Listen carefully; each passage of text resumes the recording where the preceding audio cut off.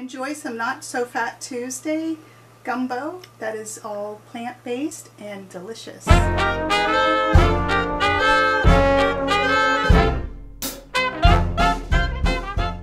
Healthy gumbo, and I'll show you the recipe. Stay tuned. Yum, it smells great. It does.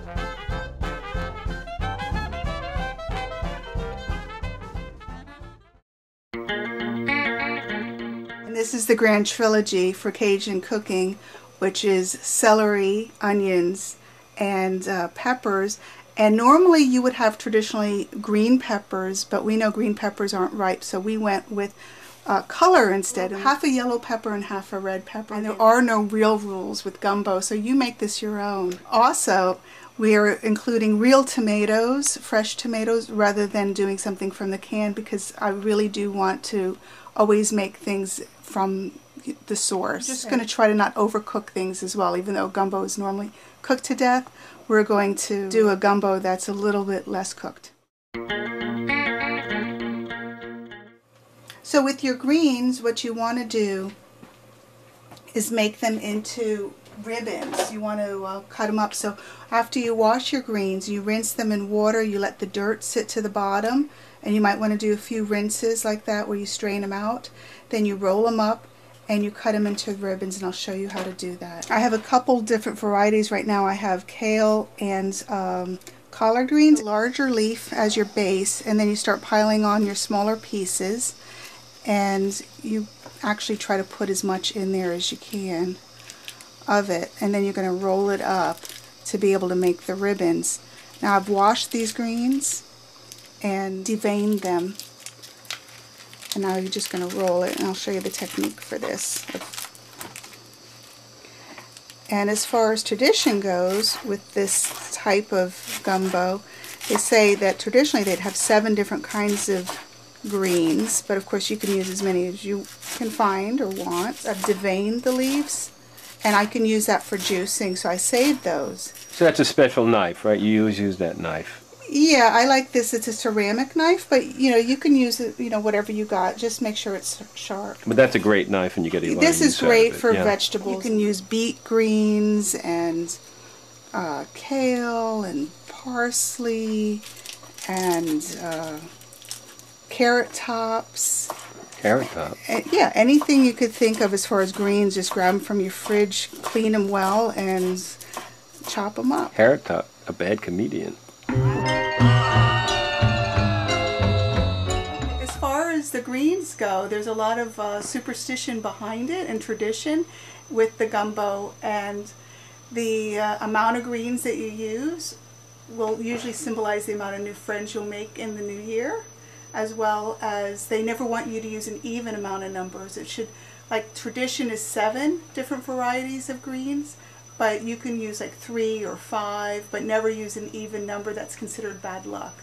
So also keep that in mind when you're preparing and figuring out what greens you use. We're going to be using, we have kale here, collard greens, and parsley. So we're going to keep it to 3 and very simple. So we'll have 3 new friends. Yeah, we want to keep our friends kind of, you Well, know, as we long have as a they're lot good of friends. so we want quality, not Quality, yeah, we don't want masses. So this is my 3rd green, which it didn't have to be made into ribbons, which is just the parsley. Organic. Everything's organic. In our I'm house. going to be adding the parsley now to my greens. And you just keep chopping it down to where it's nicely minced. Our gumbo is going to have tofu in it. Again, this is optional. You don't have to put tofu in yours. And with the tofu, I actually froze it and defrosted it, and then you drain it. And then I marinate it with 1 garlic clove, also half a white onion, half a cup of Dijon mustard, 1/4 cup of olive oil, 1/4 teaspoon of cayenne pepper, a 1/4 cup of apple cider vinegar, 1 teaspoon of agave, 1/4 teaspoon of cumin, 1/4 teaspoon of smoked paprika. And you can do a gumbo without this, and just have it vegetarian without the tofu, or with just the greens. You know, so again, we're going to be doing it with everything, the greens and the tofu. And this can be for Fat Tuesday or even for like Thursday, which is for Lent, because either version is a vegetarian. Okay. So but the vegetarian is not as Fat Tuesday. No, this is going to be like a healthy Tuesday. It's not as fat. It's a little thin. It's a little thinner Tuesday. Right. Okay, for the Cajun seasoning, I'm going to add 1 teaspoon of Celtic sea salt. The Celtic sea salt. Okay. Then I'm going to just wing it. This is an equal amount of black pepper, and it's going to be freshly ground. I think that should be enough, honestly.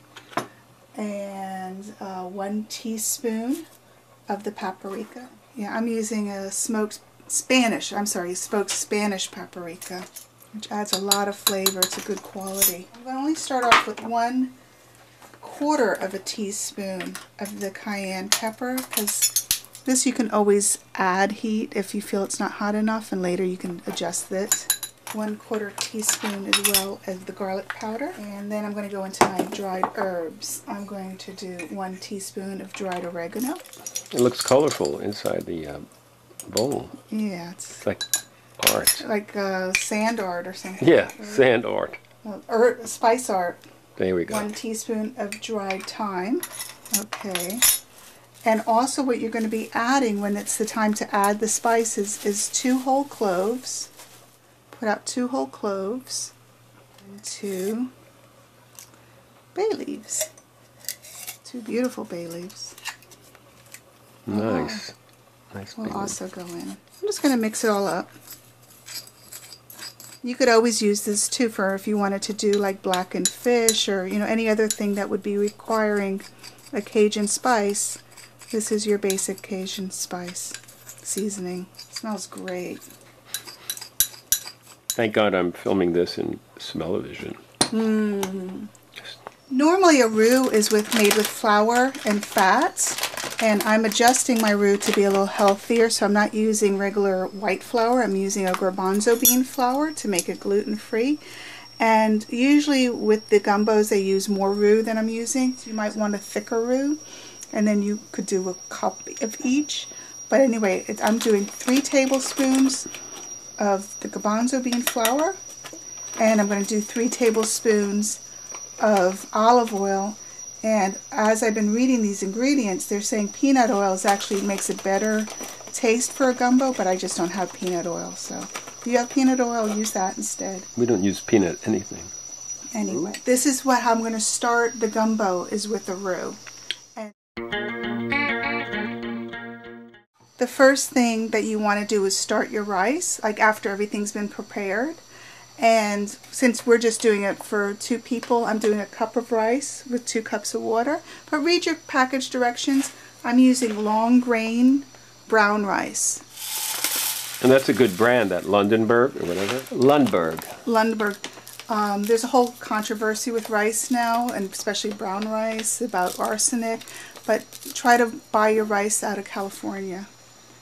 And Google arsenic in rice if you need to know. This is a good brand, so if they want to send us money, it's fine.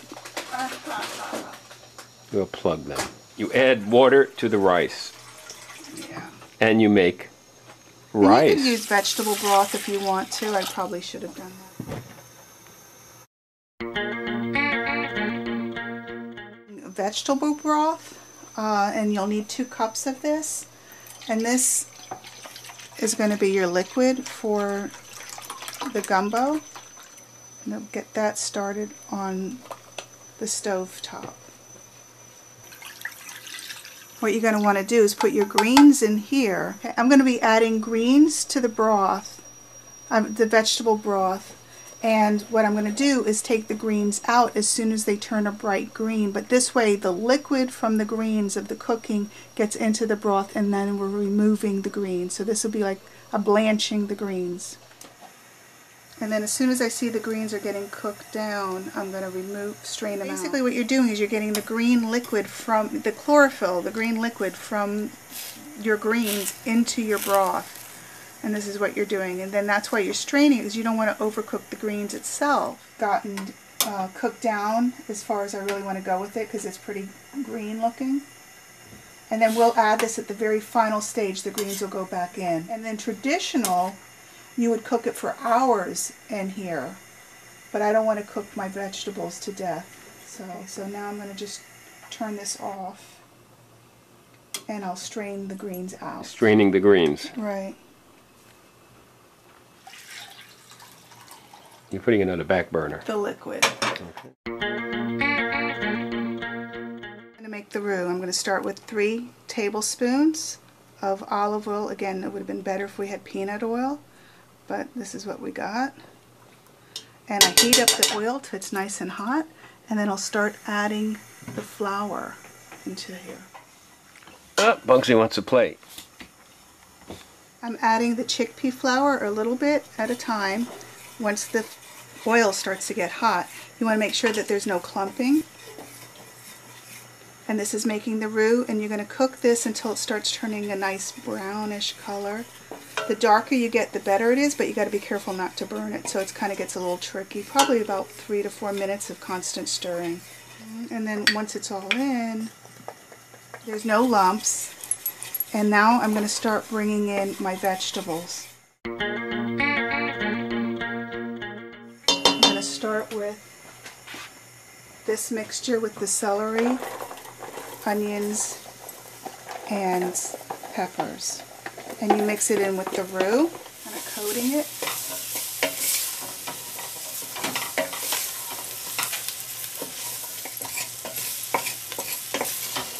Now I'm going to also add in my garlic, 1 clove of garlic, and 2 of the whites of scallions.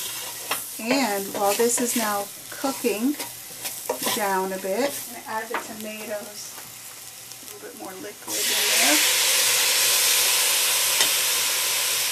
Well, now I'm adding the vegetables to the roux. This is going to be the gumbo. The roux was just... It's a thickening agent. You start your gumbo with a roux. So the roux was just what you mix, the chickpea and the oil? Well, it's flour and fat. Okay. And you can do any kind of combo of that you like. I try to do a gluten-free version. The gluten-free, which is the roux Paul roux. Roux Paul roux. Okay. This is looking good to me. And now the next thing you're going to do is now add that liquid, that vegetable broth that we started with. And I'm going to add this a little bit at a time. 2 cups of vegetable broth is going into this. Okra is going to add a little bit more thickness to it as well. And this is the gumbo. You see how it thickens up because of the roux? So if you wanted a thicker gumbo, you just need more roux. Remember, I only did 3 tablespoons of each oil. I'm going to heat up a skillet and cook the okra in it. Now that everything's kind of getting cooking in here, I'm adding the bay leaves, and I'm going to put in the spices. And that going, and then it's going to a boil, but I'm going to let it simmer after I get it to a boil. So just about everything is in here now? No. No. Not the okra. Not the okra or the tofu. Okay. Bugsy's waiting around seeing what's going on. Like In say the that. In the skillet, I'm adding a little bit of olive oil.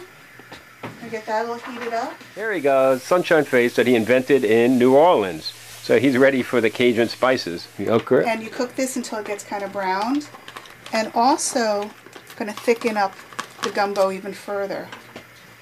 It's kind of like a jelly. If you're not familiar with okra, there's a gelatinous to it, which will actually add to help thicken up the gumbo. And in fact, that's what gumbo means. You can't really have a gumbo without okra. It's like gelatinous. It's gelatinous, exactly. What a word. And I grew up with a lot of okra. My mom loved okra. She lived in New Orleans for a while, and I guess she developed a taste for it. Oh. So we're doing a healthier, faster version, trying to maintain the integrity of the vegetables. Instant gumbo. Not instant. Nothing's really instant. Just add water. It's more slow food. Just realize the pot holder that you're using is a crawfish étouffée. Except no crawfish in the same No crawfish. And there ain't no étouffée. Kind of tastes the flavoring. Mm-hmm. So it's good? Yeah, it's great. Now putting the okra into the gumbo. And I'll mix it in, and again, this will help thicken it. I think it's been about 10 minutes. Some tofu in here, and we're going to brown this up. This has got onions and seasoning in it, so this will actually add more flavoring. Ready when you are. With the tofu, I'm making sure that the onions are getting kind of translucent. That's when I know it's pretty much ready to go in. So now it's going in. I'm going to transfer the tofu into the gumbo. Stir it in. Everything's in now. Everything's in. It looks like the rice is ready.